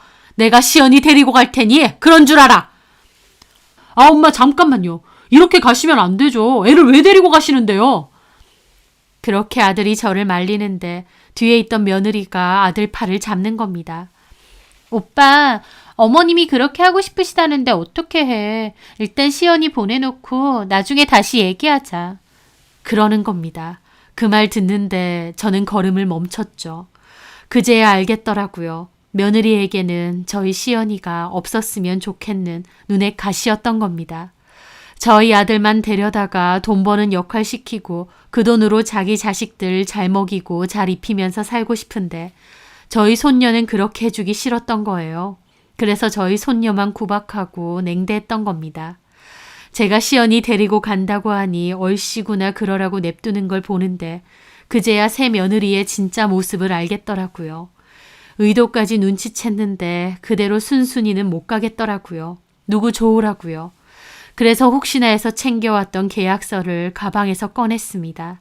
그 계약서는 아들에게 이 집 살게 해주면서 임시로 썼던 계약서였어요. 제가 아들네에게 돈 한 푼 안 받고 제 집에서 살게 해준 건데 혹시 나중에 법적으로 문제가 생길까봐 전세로 들어온 것처럼 계약서를 임의로 써둔 거였죠. 하지만 말 그대로 임의로 써둔 거고 제대로 된 공증이나 인증을 해둔 계약서는 아니었습니다. 당연히 전세금이라고 받은 것도 없고요. 그저 임시 방편으로 써둔 것이었죠. 저는 그 계약서를 아들과 며느리 앞에서 갈갈이 찢었습니다. 그리고 그걸 바닥에 집어 던졌어요. 나 너네한테 내 집에서 계속 살게 하고 싶지 않다. 한 달 주마. 그 사이에 집 구하고 여기 있는 짐 싹 빼서 나가. 안 그래도 이 집 살려는 사람 많은데 이참에 그냥 금매로 팔아버릴 테니까. 제 말에 아들과 며느리 눈알이 튀어나오더라고요. 예? 엄마! 갑자기 이러는 법이 어딨어요? 어머님! 이러는 법이 뭔데? 내가 너 결혼할 때 뭐라고 했냐? 다 좋은데 시연이 하나만큼은 상처 안 받게 하라고 귀에 딱지가 않도록 말했어. 근데 이게 다 뭐야? 김상호, 네가 아무리 내 자식이라도 이건 못 봐주겠다. 눈 뒤집어져서 살림을 차리든 말든 그건 내 알 바 아니다. 근데 네가 애 아빠면 자식한테 상처 주면서 이러면 안 되지. 시연이한테는 이 집에서 믿고 의지할 사람이 아빠인 너밖에 없었을 텐데 꼬라지 보니까 너도 모른 척하고 있었던 거네. 네 마누라가 어떻게 하는지 알면서도 모른 척했던 거야. 시연이한테 너만 참으면 아무 문제 없다고 애한테 그러고 있었던 거지? 내 말 틀렸냐?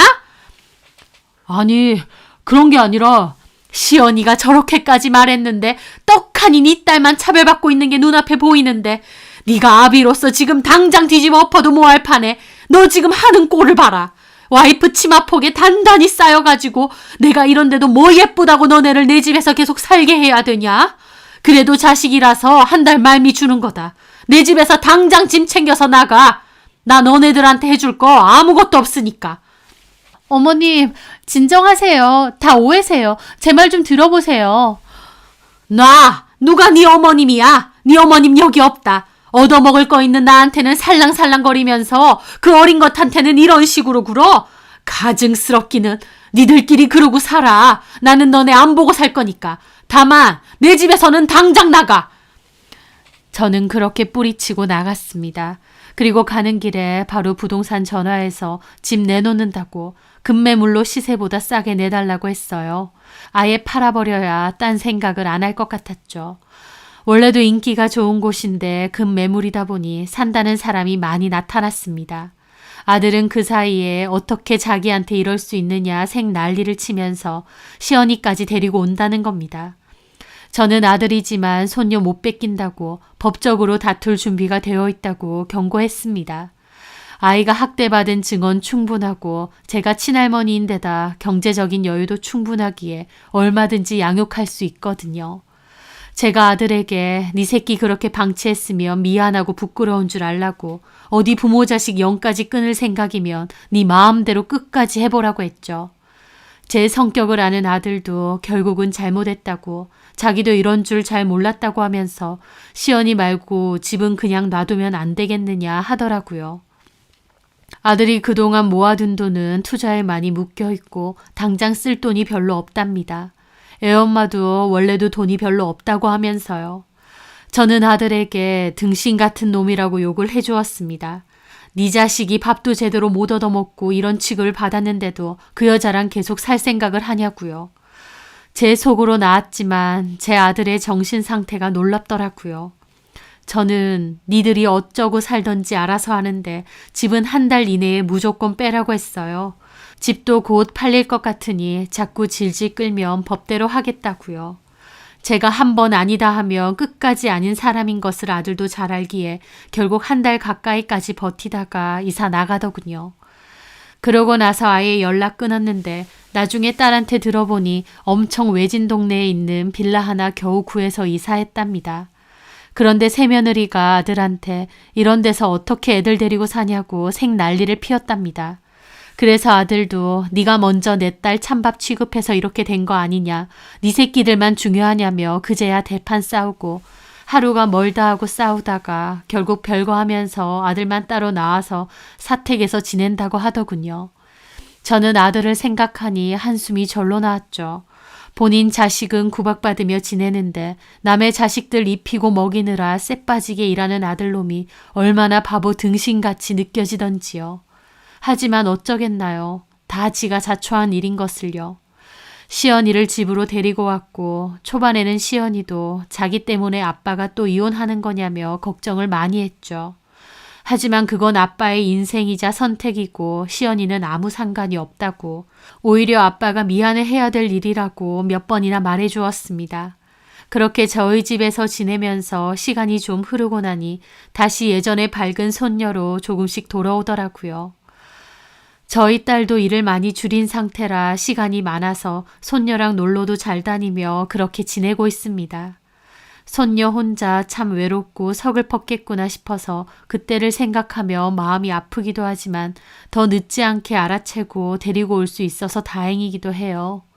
얼마 전 손녀가 저에게 할머니랑 고모가 있어서 참 다행이고 고맙다고 하던데 그 말이 참 기특하기도 하면서 어린 나이에 너무 철이 들고 의젓해진 것 같아 마음 한켠이 찡하기도 했습니다. 아들하고는 거의 연을 끊다시피 하고 지내고 있긴 하지만 그래도 저희 손녀가 마음의 안정을 되찾는 것 같아서 다행이에요. 그리고 제가 저희 손녀의 든든한 울타리가 되어줄 수 있다는 것도 참 다행이고 감사하다는 생각이 듭니다. 손녀를 위해서라도 건강관리 신경 쓰고 더 밝고 젊게 잘 살아가야겠습니다. 제 사연 들어주셔서 감사합니다.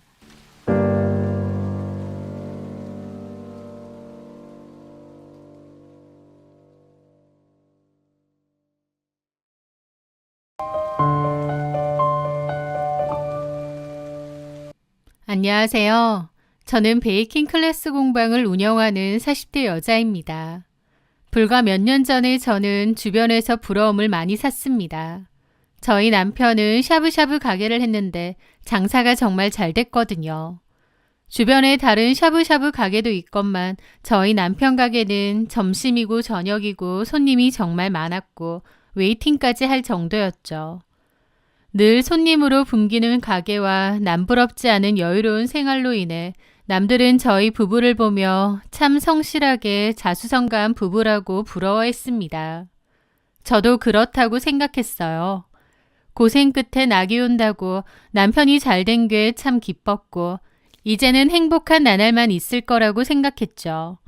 성실하고 뚝심 있고 끈기 있는 남편을 많이 존경하기도 했습니다.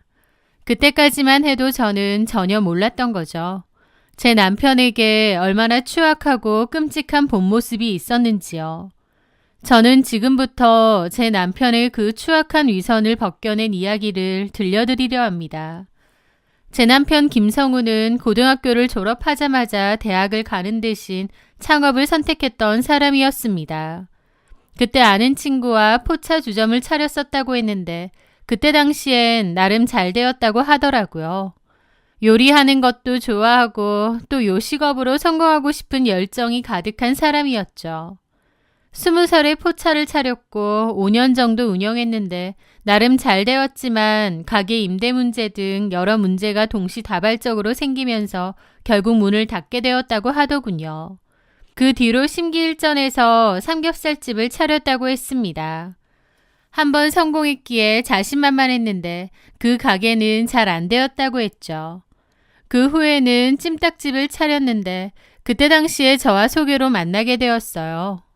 저랑 결혼했을 때만 해도 나름 나쁘지 않게 장사가 되었는데 그 뒤로 경쟁업체도 많아지고 점차 하락세의 길을 걷더니 망하고 말았죠. 2번의 쓰라린 사업 실패를 겪으며 남편은 굉장히 힘들어했습니다. 이제 와서 어디 취업할 수도 없는 노릇이고 또 늘 사장으로만 지냈기에 다른 식당 직원으로는 도저히 못 지내겠다고 했죠. 남편이 집에 있는 동안은 제가 도맡아서 살림을 책임져야 했습니다. 남편은 저에게도 미안해하고 많이 힘들어했지만 저는 조금도 남편을 원망하지 않았습니다.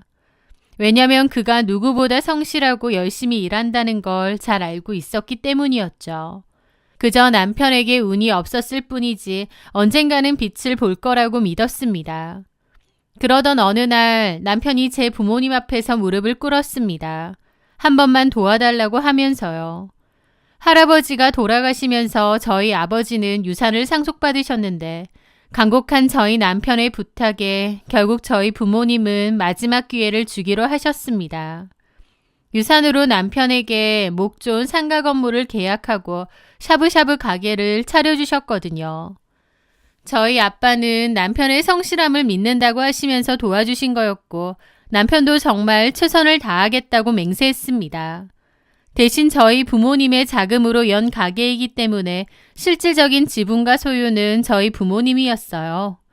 그리고 남편은 일단 월급 사장이었고 매출의 일정 부분을 가지고 가기로 했죠. 그리고 5년 정도 운영하고 나서는 남편에게 모든 지분을 다 넘기기로 약속을 하셨어요. 남편은 정말 독하게 일했습니다. 재료도 신선한 데다 맛있고 친절하고 가게도 넓은 데다 쾌적하고 주차도 편하다 보니 입소문을 잘 타기 시작했고 덕분에 장사는 아주 잘 되었습니다. 점심 저녁 할 것 없이 손님들로 문정성시를 이루었고 주말뿐만 아니라 평일 낮이나 저녁에도 웨이팅이 있을 정도로 인기가 많았어요.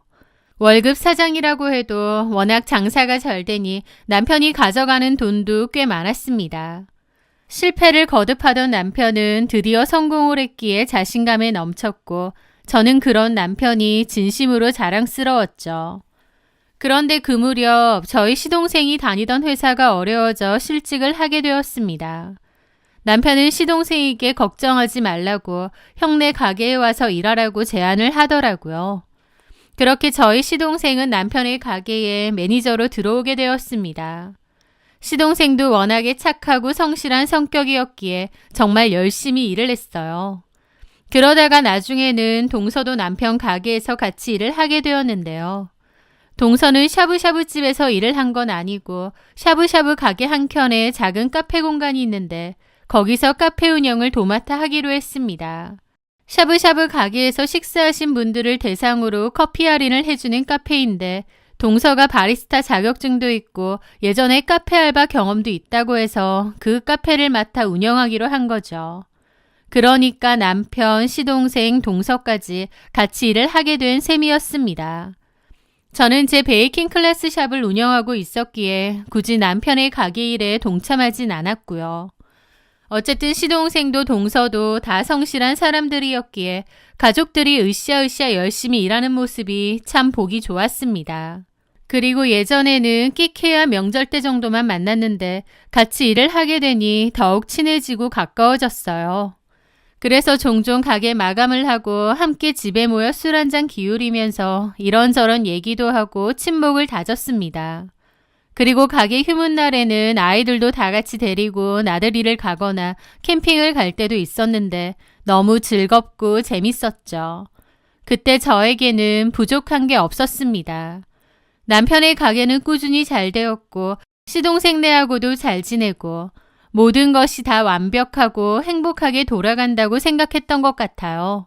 사실 그 완벽해 보였던 행복이 끔찍한 거짓 위에 세워진 모래성이었다는 것은 모르고 말이죠. 시간이 흐르고 흘러 남편이 가게를 운영한 지도 4년이 지나갔을 때였습니다. 곧 5년이 되면 저희 부모님으로부터 일정 금액을 지불하고 가게는 완벽히 남편의 소유가 될 차례였죠. 그러던 어느 날이었습니다. 그때는 새벽에 갑자기 비가 많이 내리던 날이었어요. 남편은 동창 친구들과 만나고 늦게 들어온다고 했고 저는 12시 정도까지 기다리다가 남편이 안 와서 먼저 잠이 들었습니다. 눈을 떠보니 새벽 2시 정도였고 남편은 어느새 집에 와서 옆에서 자고 있더라고요. 저는 다시 잠이 들려고 했는데 어쩐지 잠이 안 와서 좀 뒤척이고 있었죠. 잠이 들 듯 말 듯 가수면 상태로 있었는데 갑자기 전화가 울리면서 잠이 싹 달아났습니다. 보니까 새벽 3시였는데 남편의 폰이 막 울리는 겁니다.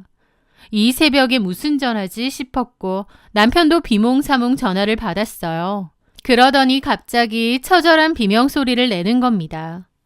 성진이가요? 안 돼! 그럴 리가 없어! 남편은 넋이 나간 채 울부짖었고 저는 무슨 큰일이 났구나 알게 되었습니다.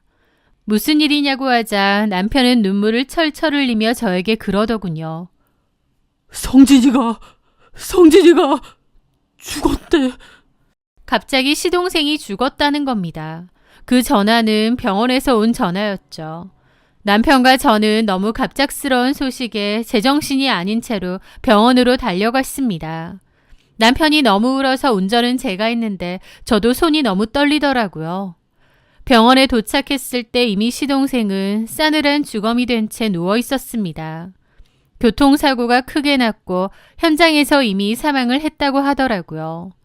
시동생은 만취 상태였다고 했는데 그 밤에 술까지 먹고 고속도로를 왜 갔는지 모르겠는 겁니다. 하여튼 고속도로에서 가드레일을 들이받고 그 자리에서 즉사했다고 하더군요. 너무나도 갑작스럽고 허망한 죽음이었어요.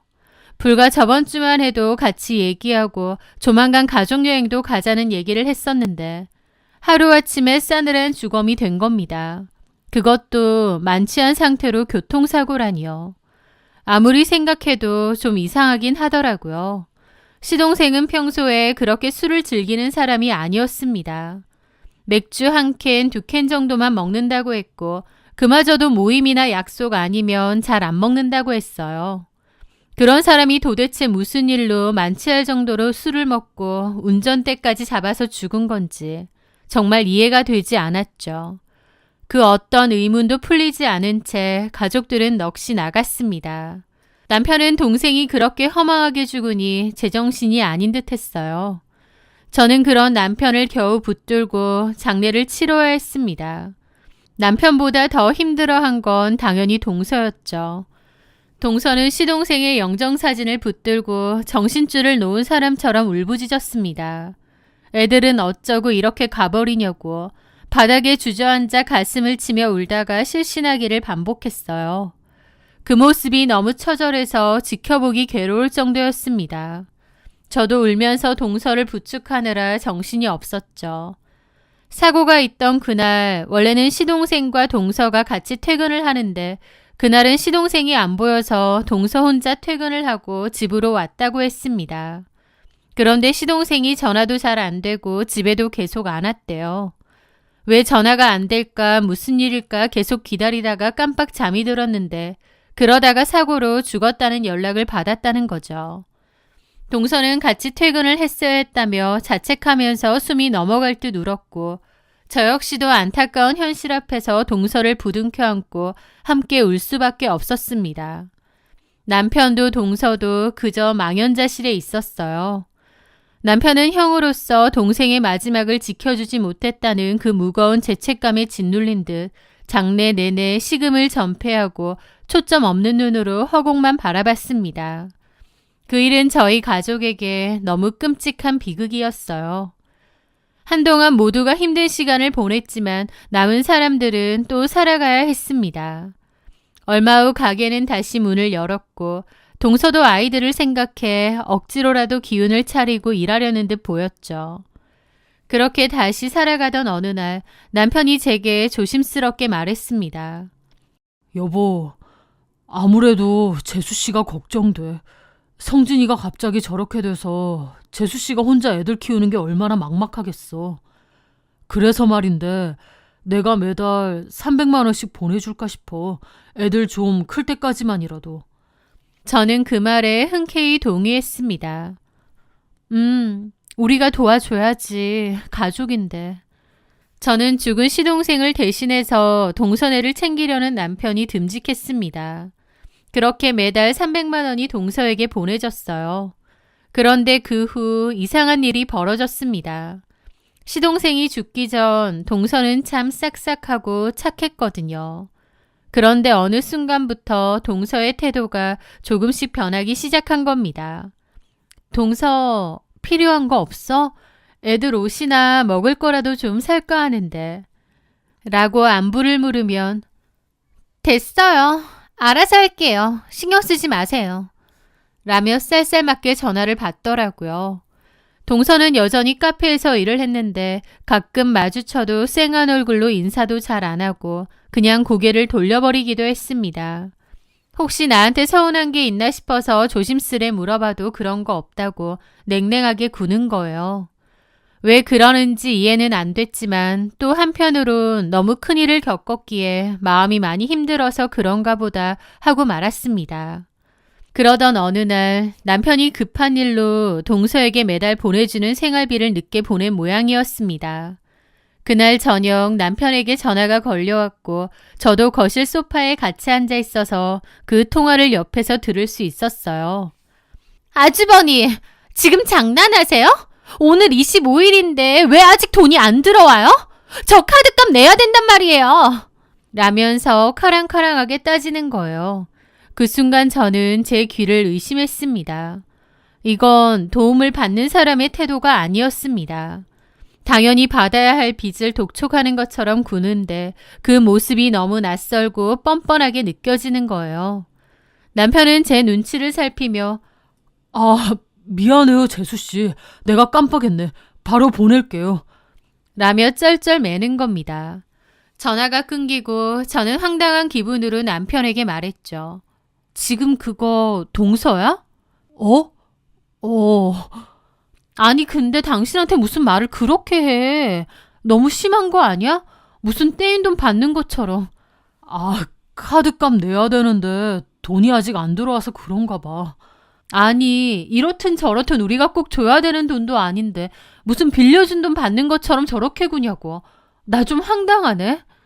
동서 요즘 태도도 그렇고 좀 너무한 것 같아. 하지만 제 말에도 남편은 그냥 놔둬. 남편 잃고 재수씨가 지금 제정신이겠어? 얼마나 예민하고 힘들면 저래. 그냥 우리가 이해하자. 라며 저를 다독였죠. 저도 동서가 너무 힘들다는 건 잘 압니다. 하지만 자기를 위해서 도와주려는 저희한테 너무한 거 아닌가 싶은 거예요. 하지만 그래도 애써 동서를 이해하려 했습니다. 슬픔이 너무 커서 사람이 좀 변했나 보다 하고요.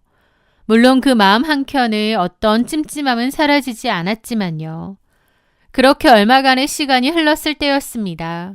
저는 남편의 가게에 뭘 전해주러 들렀는데 따로 연락은 않고 지나가는 길에 들르게 되었습니다. 그때가 브레이크 타임이라서 손님이 없고 한산할 때였죠. 그렇게 주차를 하고 가게로 들어가려는데 문득 남편이 동서와 가게 뒤편 쪽으로 가는 게 보이는 거예요. 뭐지 싶어서 따라가게 되었죠. 갑자기 뭐 때문에 둘이서 가게 뒤편으로 갈까 싶고요. 그런데 큰 소리는 아니지만 분명 다투는 소리가 들리는 겁니다. 두 사람이 뭐 때문에 다투는 거지 싶어서 저는 좀 더 다가가 두 사람의 대화를 엿듣게 되었죠.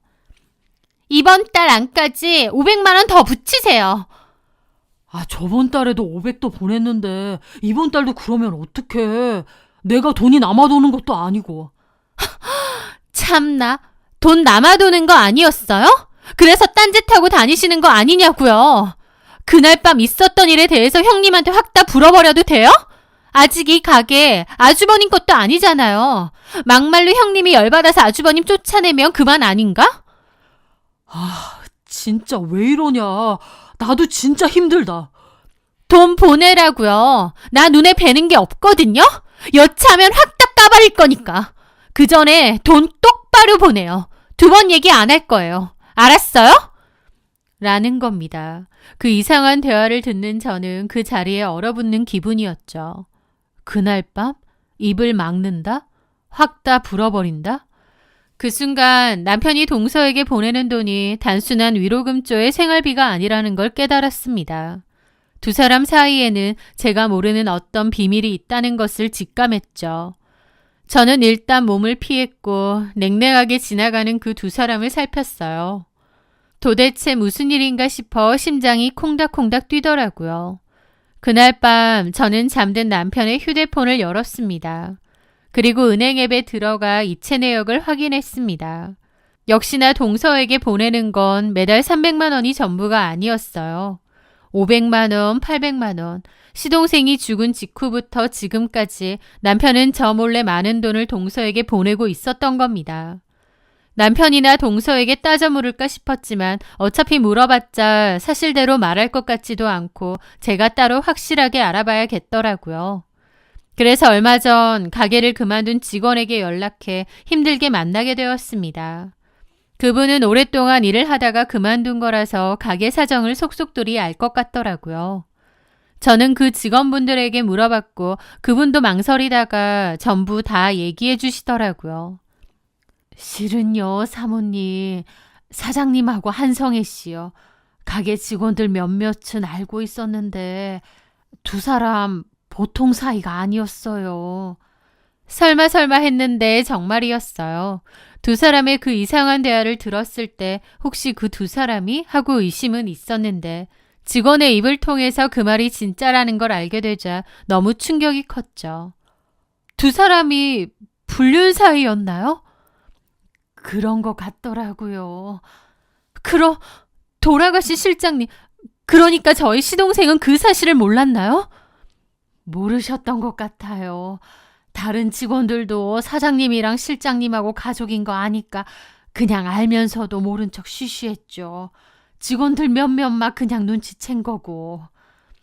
그 직원의 말에 따르면 남편과 동서는 동서가 운영하는 카페 안에서 몰래 애정행각을 벌였고 그걸 본 직원이 있다는 거예요. 그래서 시동생이 죽고 나서 직원들 사이에서는 그런 소문이 돌았대요. 실장님, 그러니까 저희 시동생이 그 둘의 관계를 알게 되고 충격에 먹지도 못하는 술을 마시고 운전했다가 그 봉변을 당한 거라고요. 어쩌면 그랬을 수도 있겠더라고요. 그러지 않고서야 평소에 그 착하고 성실하고 술도 거의 안 먹던 시동생이 만취할 정도로 술을 먹고 운전을 한다는 게 너무 이상했거든요. 그 정도로 충격적인 일을 목격했기에 저지른 행동이었겠죠. 그리고 시동생이 고속도로를 탔는데 그 방향이 돌아가신 시부모님이 안치되어 있는 납골당 방향이었거든요. 그래서 자기 형과 아내의 불륜을 알게 되고 너무 괴로운 마음에 술을 먹고 부모님 납골당을 가려다가 그 봉변을 당한 게 아닌가 싶기도 한 거예요. 생각지도 못한 두 사람의 불륜 사실에 저도 숨이 잘 안 쉬어질 정도로 충격이었습니다. 아마 시동생이 그 이유였다면 시동생도 하늘이 무너지는 심정이었겠죠.